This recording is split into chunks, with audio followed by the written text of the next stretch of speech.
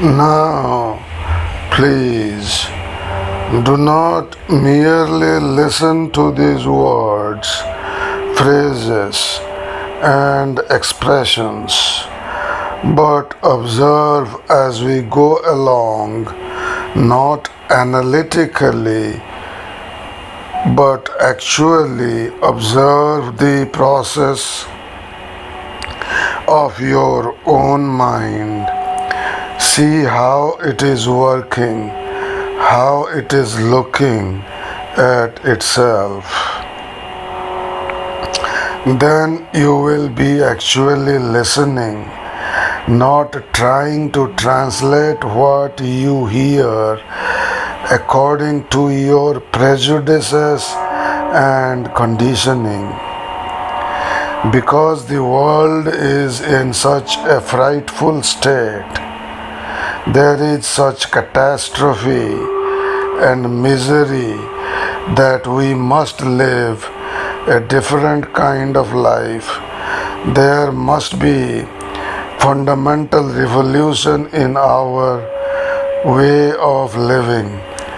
Man has apparently chosen war, conflict as the way of life, and there is a revolt among the young against all this. But unfortunately, such a revolt has very little meaning unless one has found for oneself the basic answers to the fundamental questions of life. Today is October 16th, 2025. Welcome back to the Krishnamurti podcast with samyogi. In today's episode, which is episode 82, we shall continue our discussion, or mostly listening to the 9th talk at Oman, the Netherlands, delivered by jkrishnamurti on the 10th of August 1933. Krishnamurti says, "But you will say to me, the past hindrance is fully alive. It holds me. It is so alive that I cannot act freely in the present. What gives life to past hindrances? The vitality of past hindrances is caused through memory, conscious or unconscious, and we act from that memory. I have a hindrance, and my memory is attached to that hindrance, consciously or subconsciously, and I act from that reaction, which I call memory. It is simple. If you think about it a little, we are acting from memory. Memory of an idea, a mental picture, a social standard, etc. And we increase and give vitality to that hindrance all the time. Now this memory which exists when there is incomplete action, this series of memories, these layers of memory make up self-consciousness, the I, from which all action takes place.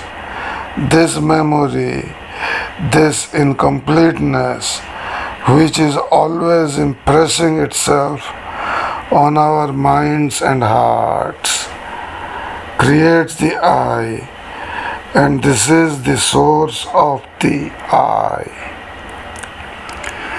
To put it differently, the I, self-consciousness, the I which is active, is nothing but a bundle of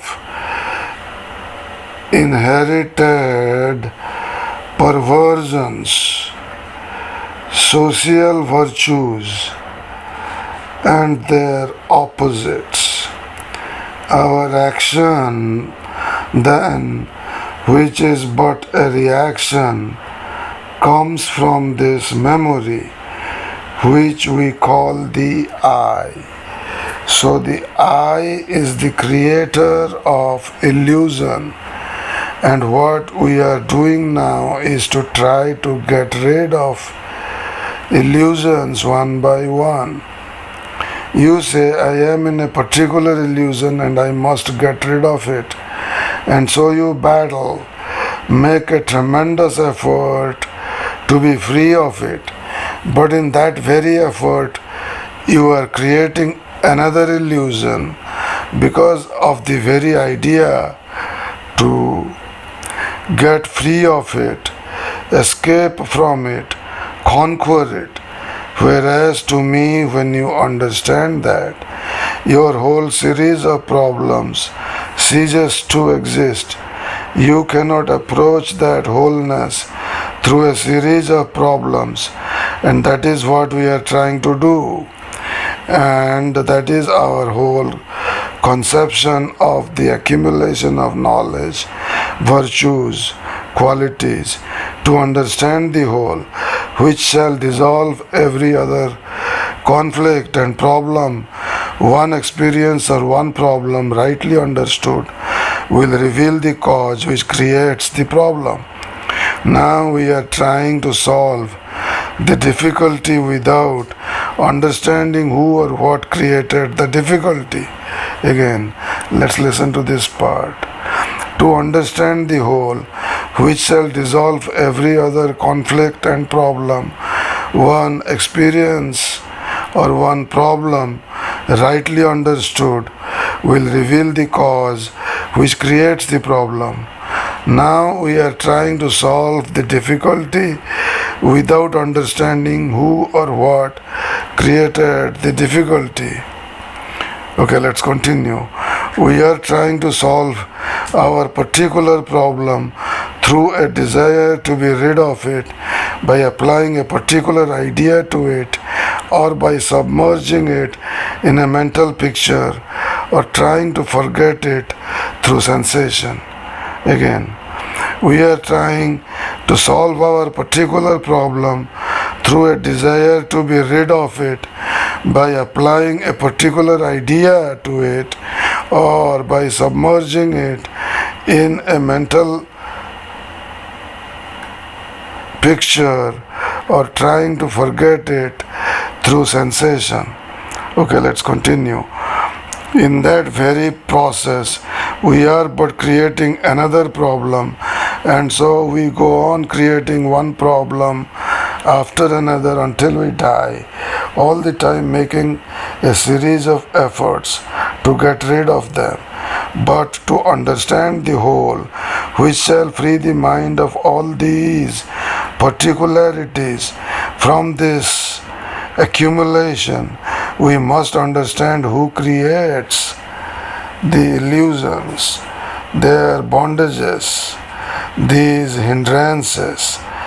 They are all created out of this bundle of memories, which is called the I, through memory, which is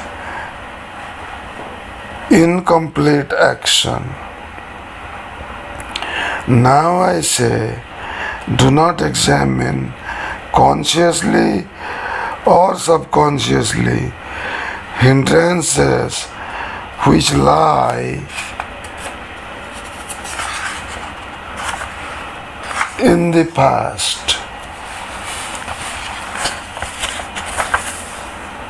Do not dig out from the dead past into the present all dead hindrances, but begin to live in the present, and then in that living quality, all our hindrances come into activity without your going back.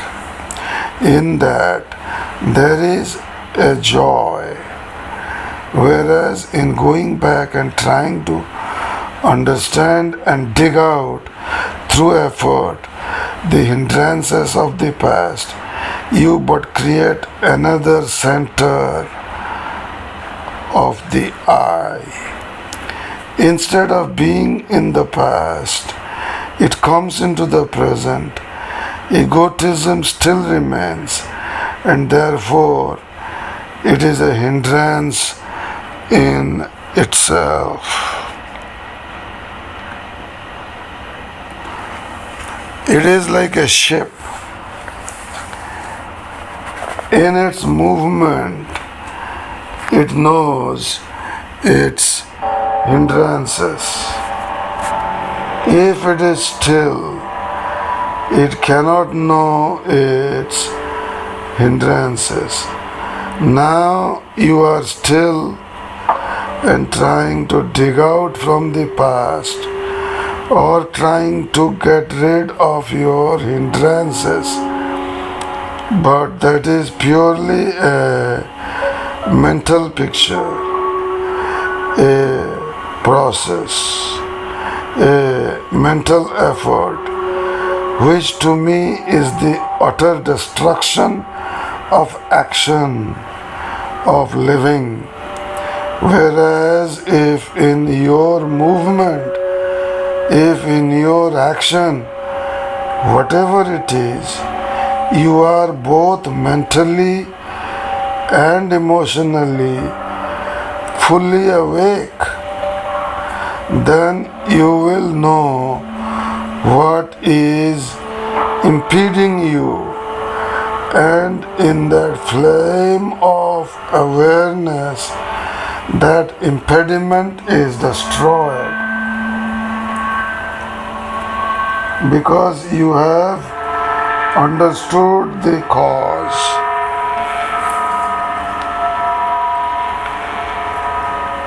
So, I hope you see that it is not through the accumulation of ideas, of experiences, of knowledge, that you can come to that fullness, that plenitude of life, nor through making an effort to liberate yourself from hindrances, which again is utterly false.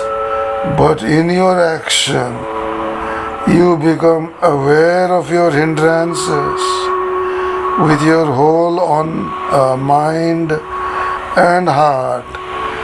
Then in that awareness, you will know what the hindrances are, and therefore the cause. So there is a little more left on this talk, the 9th talk at Oman, after which we will get into question and answer sessions. There are a lot of questions, and the answers which were given the same day, August 10th, 1933, which we shall continue in the next episode, which will be episode 83. Thank you. You have a wonderful day.